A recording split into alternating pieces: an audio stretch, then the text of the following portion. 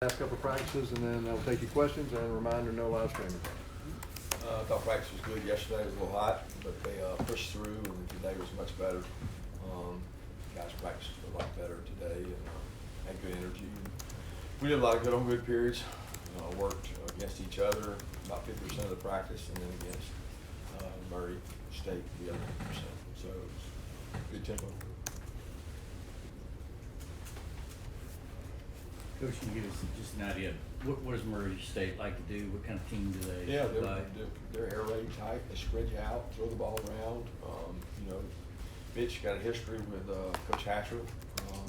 They throw the ball around, spread around to a lot of screens, intermediate passing game, get the ball out quick.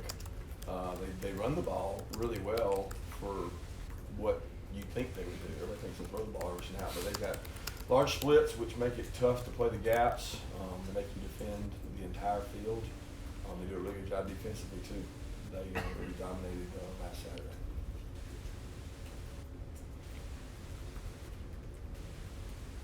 Kirby, a lot of guys yesterday were talking about playing to the Georgia standard and things like that.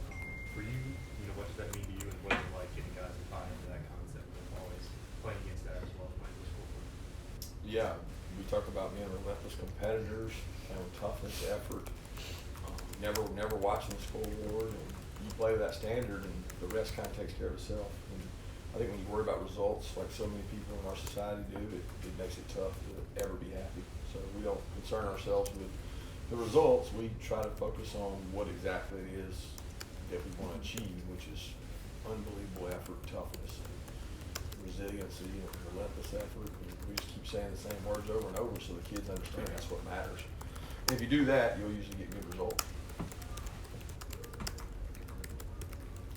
Kirby Morrissey had a good number of tackles for losses last week against obviously a different level of opponent. How can they give you trouble in that regard? Well, they're quick. They did a lot of movements up front. They're plug guys. They move quick, athletic. They can create some problems with their movements if you're not prepared for them. Is Quay Walker out there or? No, Quay Walker's not out there. He's sick right now. Tramel Walthour. Tramel's not out there right now. He's dinged up a little bit, so he hasn't had a practice for a couple days now. I think we'll get him back shortly, but we don't know when. Not sure if we saw it right, but it looked like Adam may have been working with the inside linebackers today. No, he's a space player. So what we do is a lot of his third down package. He had a play the other night where he was out in the flat and he rebounded a guy on third down. That's more inside backer than outside backer, but he works both.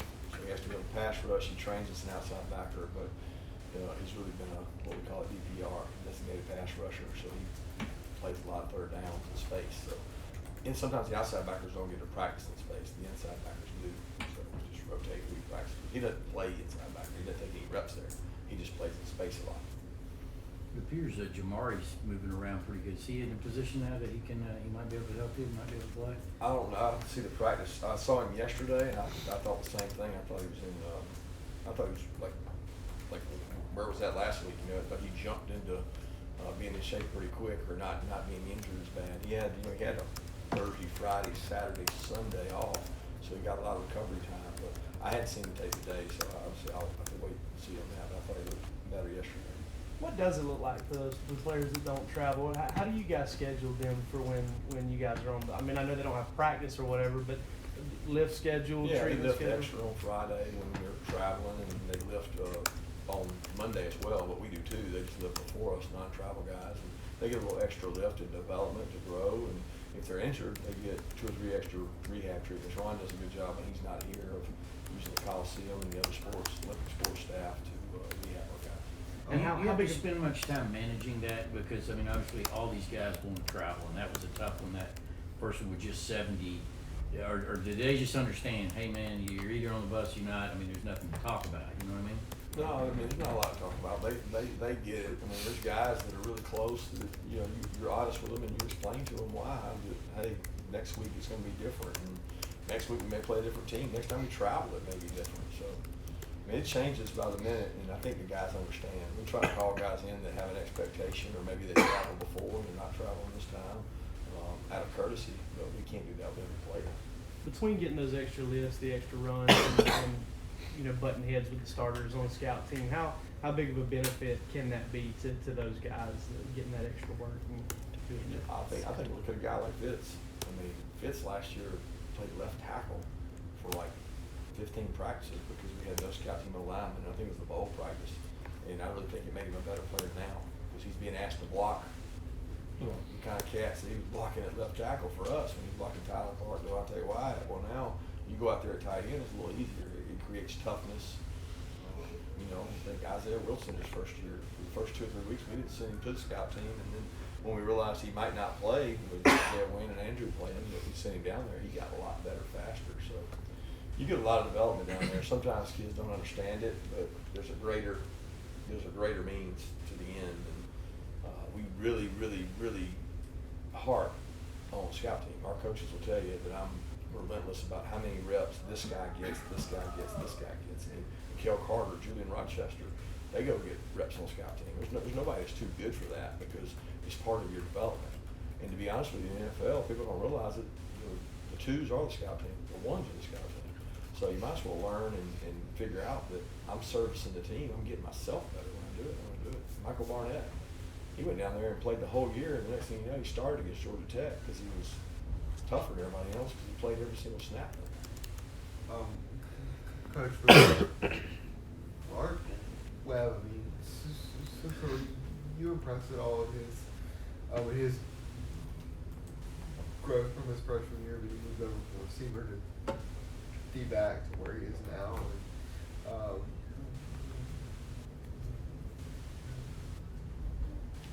whenever y'all recruited him as a wide receiver, did y'all ever talk about the potential of playing D-back at all or no?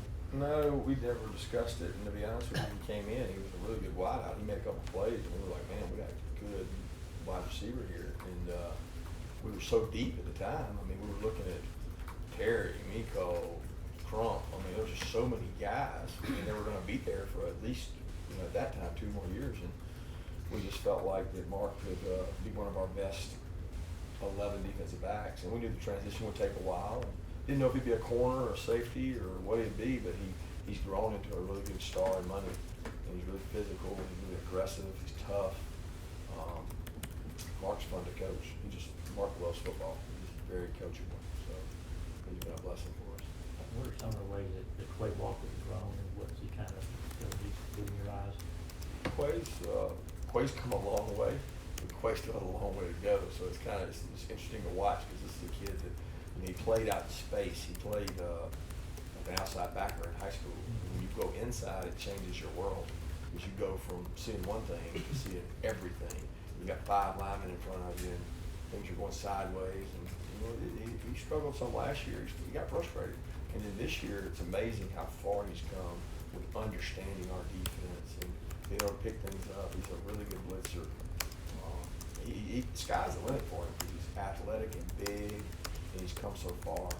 But he has to decide that he wants to be great and work really hard every day to put himself in a special category. Quay played a good bit of snaps on Saturday. What did you think of his performance in that game? Quay is a good player. He played well. He's going to continue to play. And we need more guys. We need Nate McBride. We need Kobe well.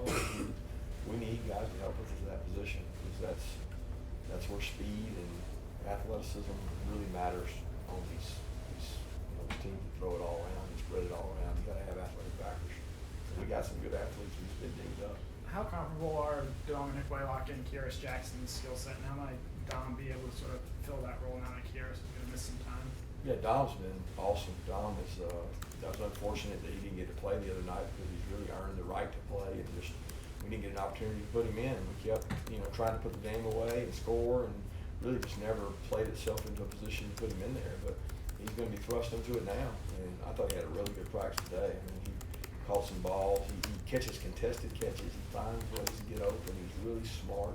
He's tough. He's physical. I mean, he and Kearis are similar. I mean, Kearis has probably got a little more experience than him, and Kearis is a little stronger than him. But they're both really good players. What were your thoughts on Trey Hill the other night? Trey did some good things. Trey had a couple missed assignments, and he got the short yardage deal. Guy got up under him and beat him, but he beat that guy earlier in the game. Trey's talented. Trey has to be motivated. He has to stay hungry. because it's easy for him sometimes. He's so athletic and so big that he has to push himself. I'm talking about motivating guys. Is it different? I guess it's different from player to player. You have to have many different ways to kind of get these guys going. Yeah, I mean, some guys don't require motivation. They're self-starters. That's just human nature, in my opinion. And other guys, they need a little spark, they need a little fire, they need to grow to get better. Otherwise, they might be comfortable where they are. I don't think we should ever be comfortable. Kirby, you guys have scheduled a lot of prominent Power 5 opponents for future schedules. Where do FCS programs fit in? I know you can't schedule 12 Power 5s. Well, I mean, I think it's the lifeblood of a program. I think if you went and polled them, they would tell you that without some of the bigger schools, they wouldn't have a program. And it's their opportunity to fund their program. And I have been a huge salesman in the game and sport of football. And I hope one day that my son that plays football has an opportunity to go play somewhere. And the more opportunities they have, I think it gives kids a wonderful chance to get a free education. And if we don't play FCS teams, and there's probably going to be some of them flip and going, especially the way television is today and attendance is dwindling. That's the lifeblood of their program, and I certainly want to try to help support them, but not at the cost of our fan base, not getting what they want, but there's a medium in there. Coach Doyle was saying that you were the one who was kind of recruiting him when you were at DSU. Yeah, I think David Dean and myself, I know David had a lot of his area, but I remember him well, and just hope he doesn't remember any of the bad words we said to him when he was on the scout team. You mentioned yesterday you didn't want to get into all the rules Jake has for checks and stuff. It's too complicated. But the short version, is there a list of, like a long list of plays he can check into, or is he given two options before? Is it run or pass? Or If I said that, every defensive coordinator in our conference would ask that and say, oh, well, that's what they do. So I don't really think that's fair, because I would be giving out information that might help them, if you know what I'm saying. So I would prefer not to answer that, because that's really, every team has their methodology at which they give their quarterback the freedom to do things, and we have ours. And I don't really want to share it out there. What can you say about Warren McClendon's progress since he's gotten to campus, and how is he adjusting to college ball? He's doing well. He came in early, he got to practice with us. He's been over on the scout team with us. He competes every day, and he gets to match up on, Jermaine and Nolan and Aziz. And I think you go against those guys every day, you can certainly improve. He's been a great kid to be around, and he's getting better by the minute.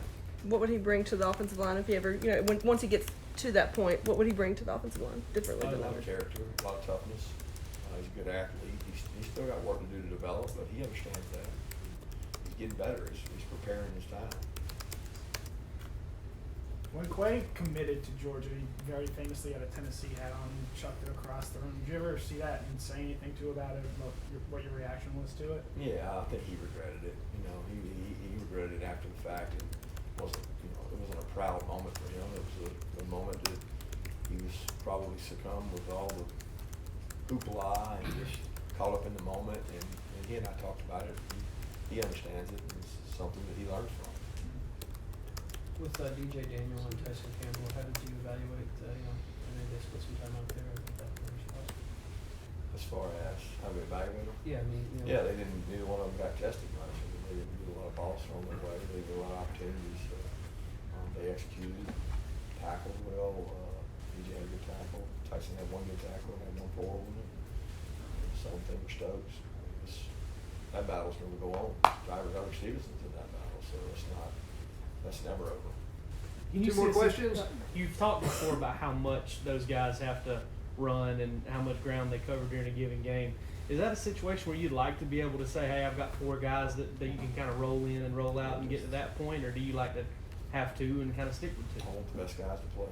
I mean, that's not a position historically that you roll in and out, because you usually have a different level of talent or making plays, and that's not somewhere you want to be messing around unless you feel like they're all even, which we've done that inside backer before, but we didn't have that last year. We felt like we had 2, and Eric took over for Tyson and played well, and then Baker held his spot down.